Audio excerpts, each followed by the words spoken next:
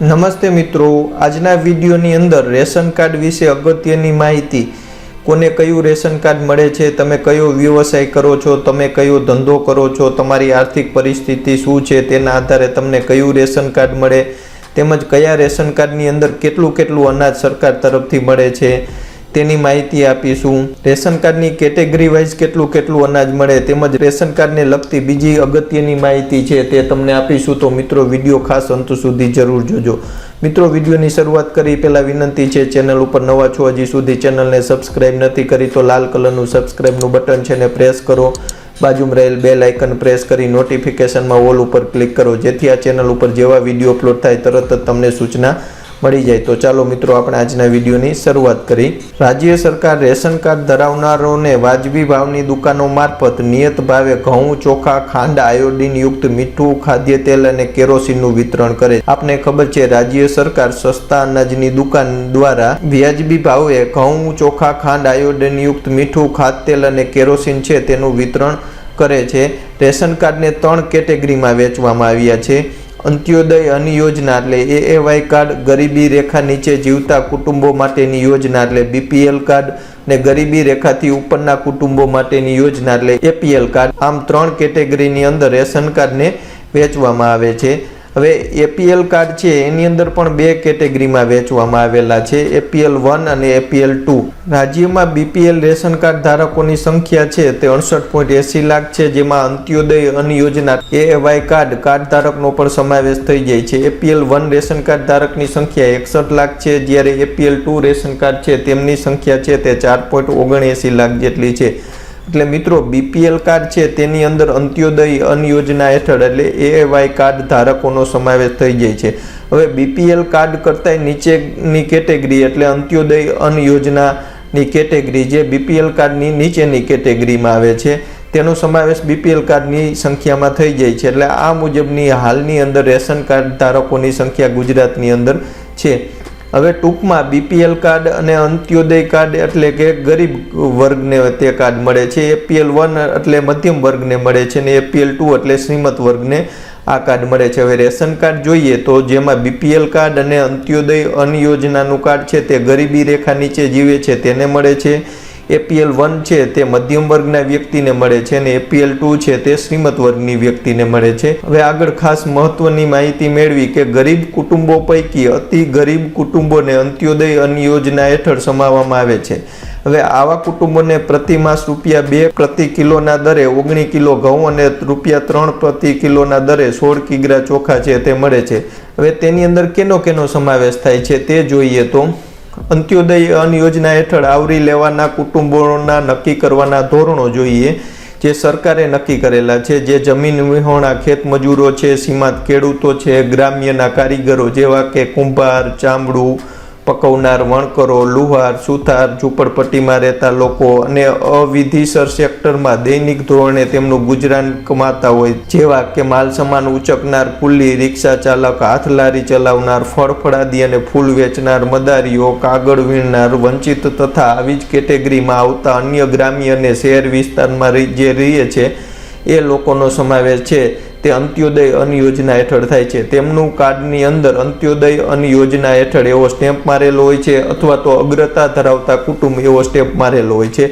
એટલે આવા કારીગરો છે તેમને આ યોજના હેઠળ કાર્ડ મળવા પાત્ર છે અને ઉપર જોયું એ મુજબનું અનાજ પણ તેમને મળે છે. હવે એ સિવાયના વિધવા સંચાલિત કુટુંબો, બીમાર વ્યક્તિઓ, અશક્ત વ્યક્તિઓ, 60 વર્ષથી ઉંમરની વ્યક્તિઓ અથવા તો તેથી વધારે ઉંમરની વ્યક્તિ કે જેમનું જીવન નિર્વાહ માટેનું સાધન ન હોય અથવા તો સામાજિક આધાર ન હોય તેમને પણ આ યોજના હેઠળ લાભ મળે છે. હવે એકલ સ્ત્રીઓ કે પુરુષ કે જેમને કુટુંબ ન હોય, તમામ આદિવાસી કુટુંબો, બીપીએલ કાર્ડ ધારક, HIV ગ્રસ્ત વ્યક્તિ, બીપીએલ કાર્ડ ધારક, રક્તપિત્ત અસરગ્રસ્ત, સામાજિક ન્યાય અને અધિકારિક વિભાગ હેઠળ નોંધાયેલ તમામ વિધવા, અપંગ, અશક્ત વ્યક્તિઓ જેઓ બીપીએલ કાર્ડ ધારક હોય તેમને આ લાભ મળે છે. એટલે આટલા છે તેમને આ લાભ મળે છે. હવે ઉપર મુજબની વ્યક્તિઓ છે તે અંત્યોદય અન્ન યોજના હેઠળ એટલે કે એએવાય કાર્ડ મળવા પાત્ર છે. આપણે જે જોઈ એ પાત્રતા હોય તો તેમને એએવાય કાર્ડ મળે છે, જે બીપીએલ કાર્ડની નીચેની કેટેગરીમાં આવે છે તેમને સૌથી વધુ સરકારી લાભ મળે છે.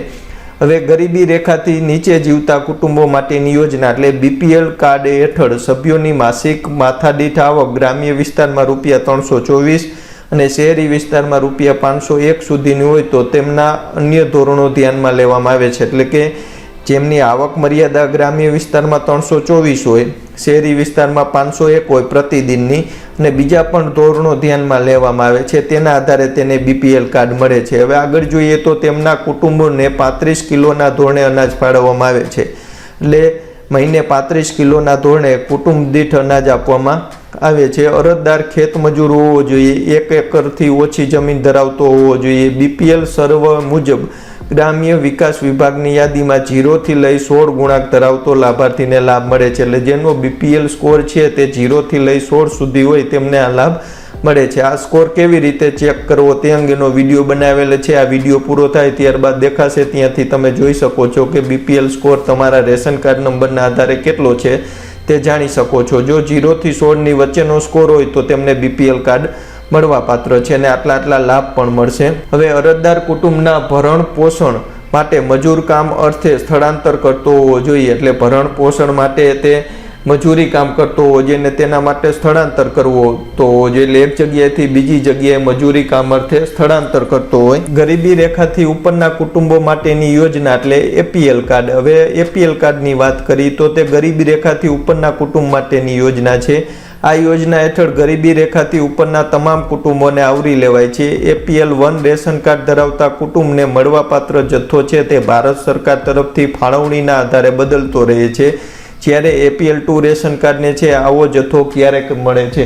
એટલે એપીએલ 1 કાર્ડ છે તેમને રેશન કાર્ડનો જથ્થો છે તે ફિક્સ હોતો નથી, સરકાર જાહેર કરે તે મુજબ મળે છે. જ્યારે એપીએલ 2 રેશન કાર્ડ છે તેમને જથ્થો ક્યારેક જ મળે છે. એટલે કે તેમને આર્થિક પરિસ્થિતિ સારી હોય છે એવું સરકાર માને છે. પરિણામે તેમને અનાજનો જથ્થોનો લાભ ક્યારેક મળે છે. કોઈ પણ રેશન કાર્ડ ધારક જો સતત 2 મહિના સુધી સરકાર તરફથી મળતો અનાજનો લાભ કે જથ્થાની ખરીદી ન કરે તો તેમને મળતા સરકારી લાભ બંધ કરી દેવામાં આવતા હોય છે. એટલે મિત્રો આ ખાસ છે, તમે જો જે ગમે તે કેટેગરીમાં આવતા હોય બીપીએલ, એવાય, એપીએલ 1 કે 2, પરંતુ જો સતત 2 મહિના સુધી તમે સરકાર દ્વારા લાભ મળે છે અનાજનો તે લેતા નથી તો તમારું રેશન કાર્ડ છે તે બંધ કરી દેવામાં આવતું હોય છે. લાભ સરકારી છે તે બંધ કરી દેવામાં આવતા હોય છે. પરિણામે તમારે જો સતત આ સરકારી લાભ મેળવતા રહેશો તો જ તમને આ લાભ મળશે. જો વચ્ચે આ લાભ નહીં લ્યો તો તમારું રેશન કાર્ડ બંધ કરી દેવામાં આવે છે, લાભ છે તે બંધ કરી દેવામાં આવે છે. મિત્રો, તો સરકારની જે રેશન કાર્ડને લગતી મહત્વની માહિતી હતી તમને આજના વિડીયોમાં આપી છે. જો મિત્રો આ વિડીયો ગમ્યો હોય તો લાઇક કરજો, ચેનલ ઉપર નવા હોય તો સબસ્ક્રાઈબ કરી લેજો અને વિડીયોને શેર કરજો. જય જવાન, જય કિસાન, જય